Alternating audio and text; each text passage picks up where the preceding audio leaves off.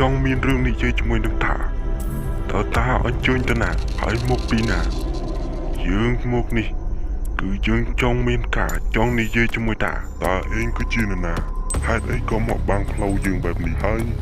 យកកំបិតយកអីមកចង់នឹងយើងតើឯងចង់មានរឿងអីជាមួយនឹងយើងឆាប់និយាយមកតាកុំបាច់ចេះចង់ដឹងអីនោះទេលោកបងឆាប់សួរគាត់ទៀតទៅអ្វីដែលយើងផែនការរបស់យើងត្រូវការសម្រេចនៅពេលនេះឆាប់លោកបងប្រញាប់អុយវឺតបន្តិចទៅយើងអាលនឹងបន្តដំណើរទៅមុខទេលោកបងតាគឺជាលោកតាណៃទៅមែនទេតើលោកតាសុខសប្បាយជាទេលោកទាំងពីរអង្គទៅបាត់តែមួយថ្ងៃតែប៉ុណ្ណោះសោះអារម្មណ៍របស់អាត្មាហាក់ដូចជាស្ងប់ស្ងាត់ល្អណាស់នៅពេលរាត្រីនេះសង្ឃឹមថាលោកប្រកាសជាសុខសប្បាយតាមផ្លូវទៅចុះតាឯងធ្វើជាផ្លេចទីដឹងយើងមកនេះយើងចង់ប្រាប់ថាយើងមិនទាន់បានយកអ្វីដែលយើងចង់បាននោះទេលើកគឺដល់ពេលហើយដែលយើងចង់យកវាឲ្យបានតាឆាប់ប្រគល់វាឲ្យយើងភ្លាមមកហើយលោកតាគង់គាត់នៅឯណាដែរគាត់គង់នៅវត្តណាដែរឆាប់ប្រាប់ឲ្យលឿនមកយើងមិនស្គាល់តាគង់តែអីនោះទេ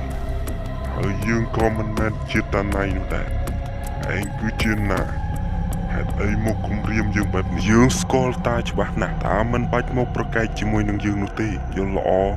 ឆាប់ប្រគល់អ្វីដែលយើងចង់បាននោះភ្លាមមកហើយប្រាប់លោកតាគង់តើគាត់នៅឯណាបើតានៅទៅចោចជីយើងនឹងសម្លាប់តាចោលលោកបងឆាប់សម្លាប់គេភ្លាមទៅកុំទុកឲ្យគេនៅរស់ដកចេញក៏មិនខាតទុកក៏មិនចំណេញដែរយល់ល្អសម្លាប់គេចោលតែម្ដងទៅលឿនបន្តិចទៅលោកបងមេឃជិតភ្លឺហើយយើងប្រញាប់ទៅវិញអាឌីរិឆាតឯងចង់ធ្វើយើង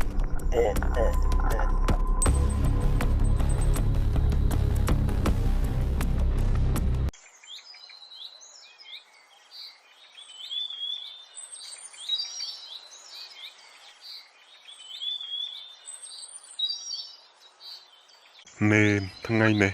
គឺជាថ្ងៃទី2ទៅហើយយើងក៏ជាថ្ងៃដែលរងទុក្ខផងដែរនេនយើងមិនដឹងថាយើងនឹងមានចង្ហាន់ដែរឬអត់បើចង្ហាន់របស់យើងត្រូវឆ្កែចចកព្រៃបានប៉មយកទៅបាត់ទៅហើយតើយើងមានចង្ហាន់ឯណាដើម្បីឆាន់ទៅនេនកណាលោកពូកណាថាបើកណាគ្មានអាហារឆាន់នៅថ្ងៃនេះទេកណាច្បាស់ជាសុគតអូលោកពូកណានឹកឃើញលោកពូគឺយើងទៅរកបេះផ្លែឈើនៅក្នុងព្រៃនេះទៅលោកពូ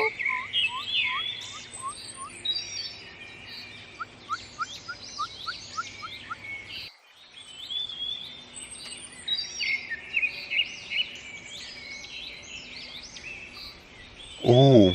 ស្មានឹងទៅទេលឹកពីដេកទេហេតុអីក៏ធ្វើការយូរយ៉ាងនេះគេទៅធ្វើការអស់ហើយណាហេតុអីក៏យូរជាងគេបែបនេះតើមានរឿងអ្វីទៅហេតុអីក៏យូរយ៉ាងនេះអត់ទេលោកម្ចាស់ថ្ងៃនេះដោយសារតែខ្ញុំឮដំណឹងអាក្រក់លោកម្ចាស់ជីដំណឹងអាក្រក់ស្អីទៅយើងមិនយល់ទេកុំគិតថានេះគ្រាន់តែយល់សុបិនទេណាអត់ទេលោកម្ចាស់អបាញ់មិញនេះខ្ញុំឃើញគេចូលរោមនៅឯក្រុមដើមជ្រៃនៅឯកុលភូមិឯនោះលោកម្ចាស់ឮថាគេសម្លាប់លោកតាណៃណាជីមានរឿងចឹងផងតើអ្នកណាគេដែលប្រហើនហ៊ានសម្លាប់លោកតាណៃបែបនេះផ្ដាស់ខ្ញុំក៏មិនដឹងដែរទេម្ចាស់នេះខ្ញុំទៅតែឃើញហើយក៏ឮអ៊ំប្រុសម្នាក់គាត់ប្រាប់ថាតាណៃបានស្លាប់បាត់ទៅហើយខ្ញុំក៏ប្រញាប់យកដំណឹងនេះមកជូនមិនអីទេឯងឆាប់ទៅធ្វើការទៅទុកឲ្យរឿងនេះទុកឲ្យយើងជាអ្នកដោះស្រាយនេនឆាន់ទឹកបន្តិចទៅនេនកុំអុយស្រែកឃ្លានបើនេនមិនឆាន់ទេនេនប្រកាសជាបាក់ជាមិនខានទេនេនសូមនេនឆាន់ទឹកបន្តិចទៅនេនយើងមកសមណធរនៅឯក្នុងព្រៃគឺតែងតែជួបពិបាកជាងហើយនេននេះគឺជាបាបកម្មដែលយើងបានមកជួបហេតុការណ៍បែបនេះពេលនេះសំបីតែផ្លែឈើព្រៃក៏គ្មានដែរយើងមានតែទឹកនេះដើម្បីឆាន់តែប៉ុណ្ណោះបើយើងមិនឆាន់ទេយើងប្រកាសជាសុគតនៅក្នុងព្រៃនេះជាមិនខានទេនេនអត់ទេកណាអត់ចង់ឆាន់ទឹកទេ កាលណាចង់ឆាន់ផ្លែឈើព្រៃតោះលោកពូយើងបន្តទៅរកផ្លែឈើព្រៃទៀតទៅដើម្បីឆាន់បើមិនដូច្នេះទេខ្ញុំកណាប្រកាសជាដើរមិនរួចទេលោកពូ ខ្ញុំថាអំពើឃាតកម្មបែបនេះប្រកាសជាមានរឿងអាត់កំបាំងអ្វីមួយដែលនៅពីក្រោយរឿងនេះខ្ញុំពិតជាគួរឲ្យអាណិតលោកតាណៃណាស់ដែលគាត់រស់នៅក្នុងវត្តតាំងពីយូរណាស់មកហើយគាត់គឺជាជនក្រីក្រម្នាក់ហេតុអីក៏មានគេមកសម្លាប់គាត់ប្លន់ដើម្បីយកអ្វីទៅពិតមែនហើយខ្ញុំក៏មានចម្ងល់បែបនេះនោះដែរបើសិនជាទុកបណ្ដោយមិនរកផុសតាងឲ្យឃើញនោះទេ